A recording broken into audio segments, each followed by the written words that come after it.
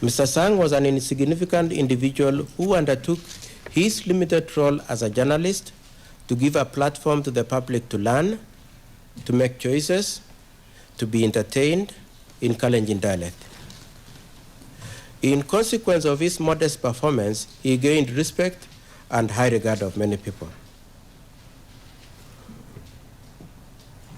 His trial is conducted against the background of two important facts. The first one is that he was a junior staff member at the radio station. Number two, he was not a shareholder in the said radio station and did not share in the station's profit. He had no political clout. He obtained no benefit from this situation, this violent situation, and the only benefit he got in the course of his services at the station was his remuneration. Your Honors will of course know that he is on legal aid. He did not have free hand at the station to do what he wished to do. He was under supervision and under management. He had to follow the station's internal policies, procedures, and ethics. He has subsequently been forced to resign from KAS-FM because the prosecution continued to make allegations against him long after bringing him and arraigning him in this court. In January 2008, when the violence was raging, Mr. Sang, as I've already explained, not only preached peace but mobilized for peace.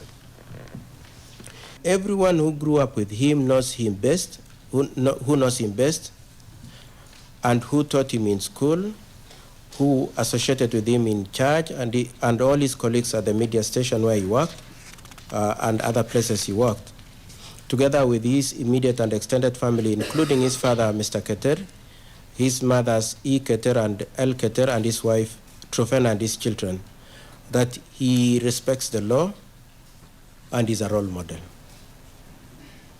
All people who know Mr. Sang and who have afforded themselves a chance to meet him and interact with Mr. Sang mourn and regret what the prosecutions have alleged against him. He is a person who is more sinned against than sinning. The allegations the allegations by the prosecution purporting that the first accused allegedly, with the help of the second accused, desired to evict Kikuyus and PNU and other non-Kalenjins from the areas referred to being the Rift Valley, the Uasin Gishu and Nandi district, is number one, illogical, considering that the first accused needed to get national leadership, and if he had to succeed, he needed to get at least 25% support of other tribes and constituencies.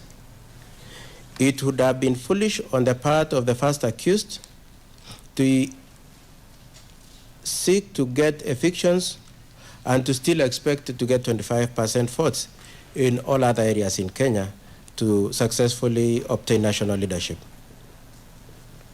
It is also inconsistent with logic that whereas these charges relate to only one province, that is Rift Valley, the violence that occurred in the year 2007 was in 6 out of 8 provinces.